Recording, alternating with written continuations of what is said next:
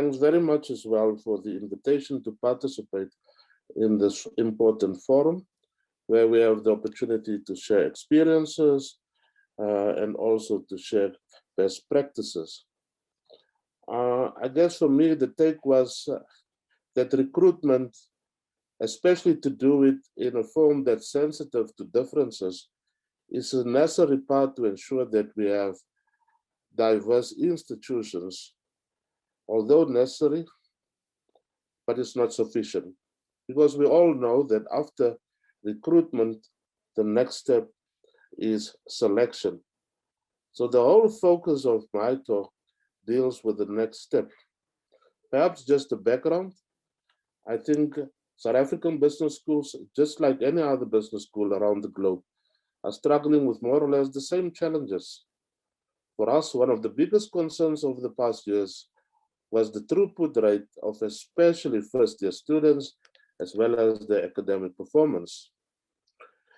The National Plan of the Ministry of Education required education institutions to improve their efficiency of graduate outputs as a priority.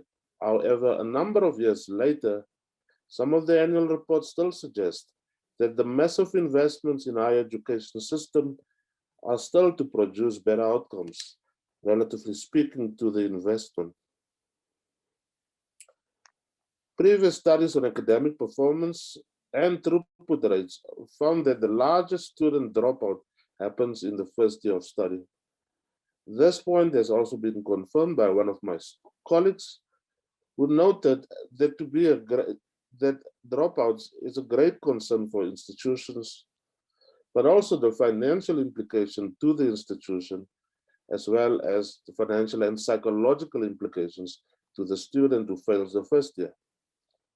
Others have agreed with similar sentiments. Recently, the majority of MBA or business schools offering MBAs went to a re-accreditation process with our Council of Higher Education for Higher Education Quality Control. And they all suggested that the re-evaluation process should be undertaken in as far as admission systems are concerned. South African business schools use a variety of selection processes and admission systems. Some only focus on minimum admission standards. And if those standards are met, then students are allowed into the program. Others look at additional admission requirements, which include, to a large extent, also psychometric testing. The universal instrument used for this purpose, the GMAT, primarily evaluates numeracy and verbal skills. This exercise is a relative expensive exercise for the South African applicant. In addition, this test is contextualized for the American or the Northern American applicant to a graduate program and tends to be cultural bias.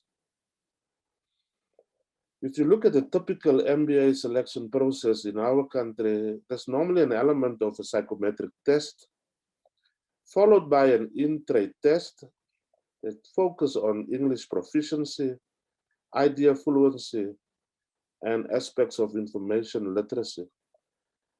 The final step is a personal interview, normally members of the faculty members, and the decision of whether to admit an applicant is based on the weighted average of the scores. But there's one single question that remains and comes to the fore, and that is, will we be able to defend ourselves in a court against discrimination practices that could have slipped in our selection processes? As indicated, variety of selection systems in business schools. However, the majority seems to use an ability assessment. This trend is also evident in international business schools. The link between these selection practices and actual academic success in MBA programs, however, is not firmly established. There are quite a number of legal imperatives that needs to be followed when it comes to psychological assessments. We have number one, the Employment Equity Act, and this act stipulates that no person may unfairly be discriminated against based on any of the mentioned demographics. The second bullet, psychometric or psychological testing and other similar assessments of an employer are also prohibited unless the test or the assessment being used has been scientifically shown to be valid and reliable, can be applied fairly to all employees, and it is not biased against any employee or group. Furthermore, according to our Health Profession Councils Act, a psychological act with respect to assessment is defined as being the use of measures to assess mental, cognitive, or behavioral processes and functioning, intellectual or cognitive ability or functioning, aptitude, interest, emotions, personality, psychophysiological functioning, or psychopathology or abnormal functioning. Again, we are cautioned that we need to make sure whatever we use for this particular purpose we need to make sure that they do not discriminate against any person that are subjected to it. Bear in mind that this is in line with the historical background of the South African society. Several documents from a professional background exist that provide guidelines for the use of psychometric assessments. And I'm going not to delve into it. In the discussion of the APA standards, one of the colleagues pointed out that the conceptualization of construct validity should be a primary objective in any test validation. Internationally, the International Test Commission suggested that researchers should strive to minimize the influence of any cultural or linguistic differences that are irrelevant to the intended use of the test in the population of interest. For us, the focus is on MBA admission. For us, the focus is on recruiting as broad as possible so that we end up with diverse populations in our business schools, so that we can reap from the benefits as a result of diverse individuals functioning under one roof. Some people use test fairness and test bias interchangeably as if it's the same concept. Test fairness, however, places the importance of social values up there in test usage. So it's a value concept, whereas test bias is mainly a statistical concept. Test developers can therefore control test bias, but they cannot control test fairness, because the fair use of a test and the decisions taken as a consequences of testing are in the hands of test users. Quite a number of cross-cultural psychologists have suggested a taxonomy of bias and equivalence that provides a framework for examining bias that is more comprehensive and less simplistic than the previous mentioned approaches. As for this taxonomy, first starts with configural invariances. That is where we subject the test to a number of processes, and the whole idea is to look at whether the test measures the same thing for all the applicants that will be subjected to the test. As for configural invariance, the whole notion here is whether the factor structure of the test holds during multi-group confirmatory factor analysis. In other words, if the particular concept has 4 or 5 dimensions, then those dimensions should hold from a factor perspective for all of those that will be subjected to the test. As for matrix invariances, it's all about whether the items load on the various dimensions with the same, more or less the same weight for the various groups. Scalar invariance refers to the fact that latent means can be compared across various groups that are subjected to the test. Given this background, let's look at the most popular psychometric test that are being used as part and parcel of the selection battery. It's the OPQ 32, because there's 32 subscales. This one has been subjected to a number of exploratory factor analysis. 6 factors were extracted for 4 different data sets, explaining more than 50% of the total variance in the respective data sets. The extracted factors were then compared to the Big 5 model of personality developed by Costa and McGree. And to a large extent, 5 of the derived cluster dimensions of factors, namely extraversion, agreeableness, conscientiousness, neuroticism, and openness to experience, could clearly be extracted, and they clearly represent the typical Big 5 descriptions. The additional factor that was extracted, the 6th dimension, was not consistent across the sample. In other words, various items formed this particular dimension. However, in the South African sample, it was related to adaptability. Perhaps I should also mention that this test was also utilized in the UK with a relatively small sample size. I think it is 100 students, 50 Westerners and 50 non-Westerners. In another South African study that looked at the suitability of this psychometric instrument, they also obtained a 6-factor solution. This solution also duplicated the 5 factors mentioned previously, plus an additional 6th factor that was labeled interpersonal relationship harmony.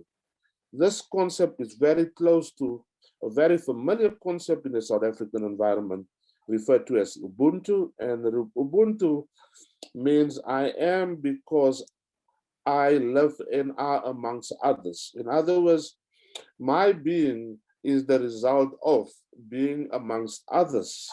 So interpersonal relationships is a particular important concept or value in this part of the world. With regards to the comparisons between the means of Blacks and white groups on these scales, several statistical significant differences were obtained, but most of these were relatively small in magnitude. As for the Black group, the respondents described themselves as more, and here you have a clearer picture of those 32 subscales: persuasiveness, outspoken, social confident, democratic, caring, data rational, innovative, adaptable, forward-thinking, rule-following, relaxed, tough-minded, optimistic, trusting, and competitive. Comparatively speaking to their white counterparts. Whereas whites describe themselves as more modest, behavioral, conventional, worrying, and decisive. A medium effect size, in as far as differences between the two groups, could be obtained for data rational, where we notice that Blacks are slightly higher, decisive, also Blacks slightly higher, as well as social desirability. There were 3 additional other scales that approached close to 0.5, which is more or less a bigger effect size, and they were modest, tough-minded, and outspoken. Altogether, 14 of the 32 skills yielded small effect sizes, with the remainder being smaller than 0.2. The smaller the differences, the greater the implication that the two tests do not discriminate between various groups. However, based on the hierarchy earlier mentioned, there are additional steps that need to be followed in order to make sure that neither of the items used in the test discriminate against any of the participants. The study that I reflected on also suggested that structural modeling indicated a high satisfactory degree of structural invariance when the groups were compared in terms of the factor correlational matrices of the 32 scales. However, in conclusion, as they stated in that article, in spite of the positive findings with regard to structural equivalence, it should be borne in mind that no assumptions regarding full-scale equivalence can be made. So this is maybe perhaps a suggestion that the scale is perhaps not at a level that can be utilized with confidence, where we can defend ourselves with confidence in a court and say that we do not discriminate any whom we subject to this test. With these findings, what these findings suggest is that the principle might be to attract from a wider pool using inclusive and diverse recruitment practices to facilitate inclusive and diverse institutions that provide business and leadership training. However, in reality, our own convenient, discriminating, and biased tried and tested conventions could be eroding the benefits that we could realize as a result of having diverse populations within our schools. The implications: inclusive recruitment is a necessary but not a sufficient practice to realize the dream of inclusiveness. We suggest, or I suggest, a holistic approach that considers selection. In other words, once we have recruited them, we should allow them in if they knock. And once we allow them in when they've knocked, we need to make them feel welcome.